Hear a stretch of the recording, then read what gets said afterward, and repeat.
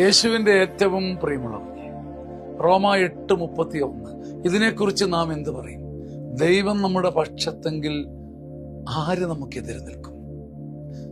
ഒരു കുഞ്ഞു ചോദ്യം, ഒരു കുഞ്ഞുമണി ചോദ്യം, ആത്മാവിന്റെ ശക്തിയും ധൈര്യവും നമ്മിലേക്ക് ഇങ്ങനെ സ്വർഗത്തിന്റെ ചോർപ്പ് കൊണ്ട് ഒഴിക്കുകയാണ്.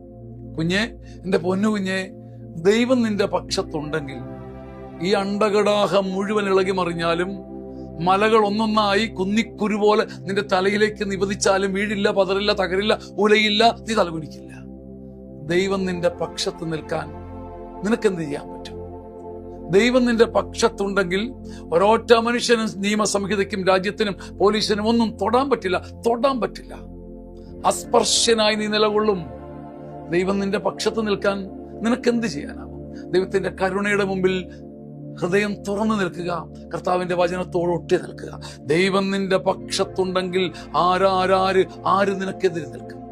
ആത്മാവിൽ ഒരു കുളിര് വരുന്നില്ലേ? ഒരു പുതിയ സന്തോഷം വരുന്നില്ലേ? ജീവിക്കാൻ ഒരു ത്വര വരുന്നില്ലേ? അതാണ് വചനത്തിന്റെ അത്ഭുതം.